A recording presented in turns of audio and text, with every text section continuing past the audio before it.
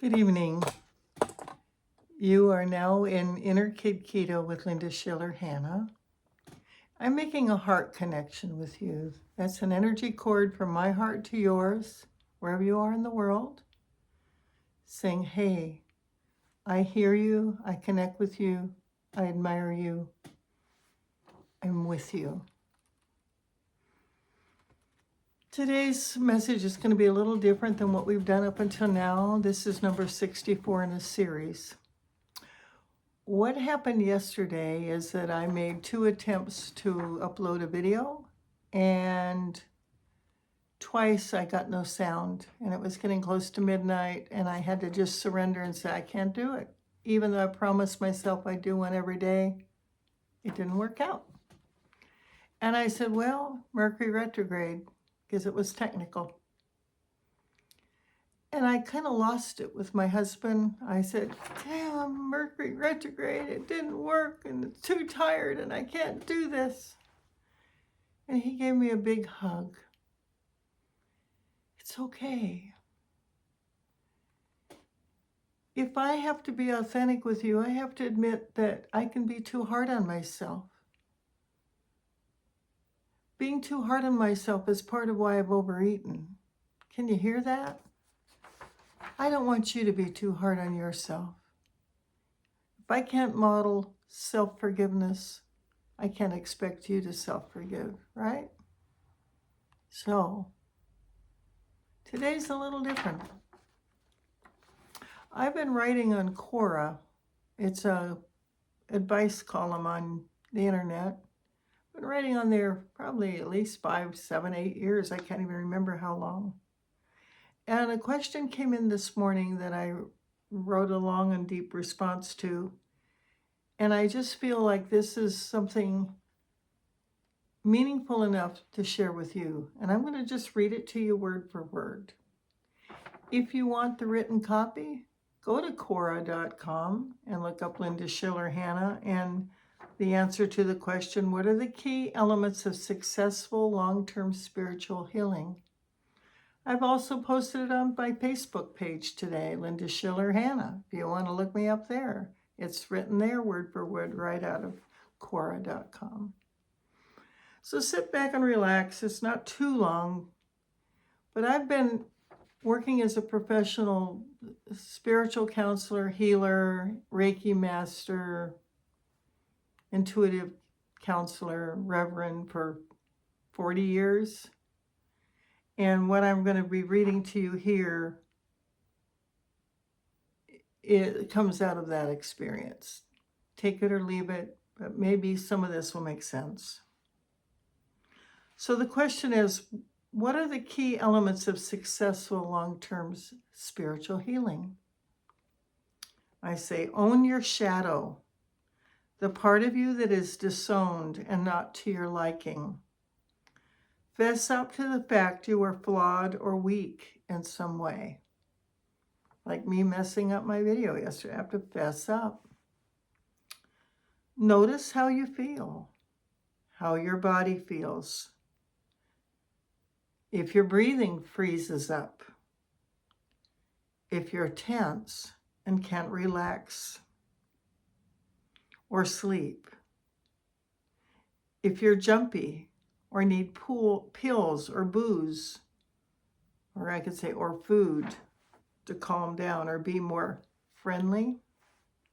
If you can't just be you comfortably, you're probably not there yet. Accept that this is Earth School and you've come to learn. I know that's what I'm here for. Thinking you already know it all is unlikely for the vast majority of us. Be prepared to be humble, pay attention, and listen to honest feedback. Lean into your strengths with humility. And don't beat yourself up mercilessly about your still to be improved qualities. I have a long list, but I'm trying to be more gentle with me. If you've been helped by another teacher, healer, guide. Don't cheat them of their value.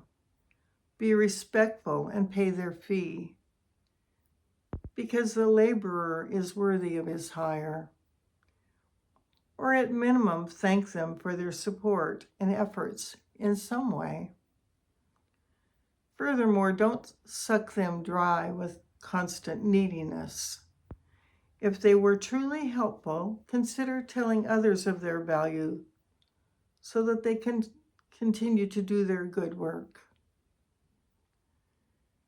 Be open to understanding long-range insights as to why you were not well and what you may need to do to maintain health in a situation.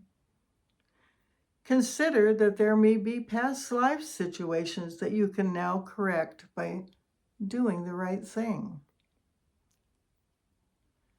Forgive yourself and forgive others. This may be the most important key to any healing situation. Holding a grudge is incredibly harmful to the body, mind, spirit. It takes up precious space and erodes self-esteem, creativity, joy, and happiness.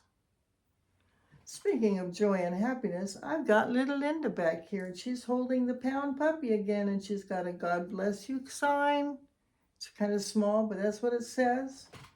And we picked our first spring flowers. We've got daffodils here and pretty flowers, and we're offering mad respect to you for showing up open-minded, open-hearted, and willing to take on yet another layer of insights and support in your food recovery journey. Mad respect to you. And mad respect to the little puppy. Woof, woof. Speaking of little puppies, one of my dogs got loose today. Snuck out of the fenced yard. I called the pound.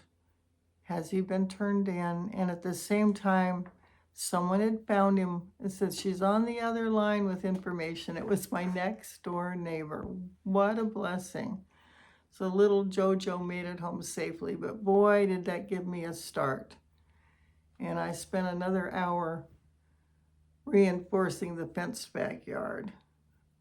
Sometimes you don't know how much you love something until it starts to be vulnerable, lost, whatever. We like the little puppies around here. Here's the next part. Allow yourself to express and grieve your feelings.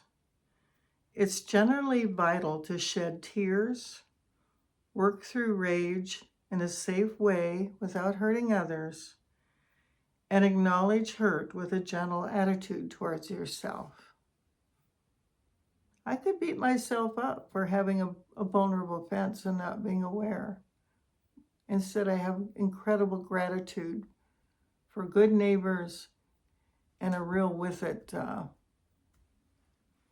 dog pound. And I did have him chipped, had it come to that. Being aware of situations that are innately dangerous, breaking the law, hanging out with folks of a low vibration who don't care about others, lusting for relationships or things that you have no right to own, can all lead to a breakdown of health, joy, and a meaningful life. Ignoring spiritual laws such as do unto others as you would have them do unto you generally doesn't work out in the long run. Take care of your physical body. Maintain yourself with reasonable amounts of rest, work, good diet, cleanliness habits, etc. Cars don't run well if we put sugar in the gas tank. Neither do human bodies thrive on excessive sugar, drugs, alcohol, lack of sleep, loneliness. Let yourself be known and loved, and let others share themselves with you. Isolation is a killer. In my experience as a holistic healer, usually at least one or more of the above things will be evident in a person who is suffering. Helping them ease out of a stuck pattern can be transformative. One more very significant item for this list: attitude and language. Those who do smack talk about others or themselves generally don't thrive as well as those who are positive. So that's a lot to think about. We really know that health is about balance, and lack of health is about out of balance. I've hit a few of the high points, some more obvious than others. We've talked earlier in other programs about having a counseling team available. And over I've said that will be coming. It is coming. I will be available for one-on-one counseling, and I have a team of other intuitive, enlightened, hardworking people also working this keto system who know it from experience. So it's going to be a really worthy opportunity if you need to talk to someone or more important, be heard.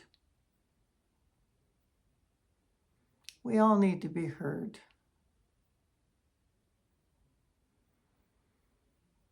In my last video, I talked about feathers, and then I found this wonderful shirt with these feathers on it. It must be the theme of the week. This also feels very Native American to me. We have a lot to learn about natural living from that enlightened group of souls. All right, that's all I've got for tonight. Sorry I missed a day. I'll just put an extra one on at the end of the year. We'll make it up. So this is Inner Kid Keto, Linda Schiller-Hanna signing out on segment 64. And I look forward to seeing you tomorrow. God bless, and don't be too hard on yourself, okay? If I can let that go, you can too. Good night.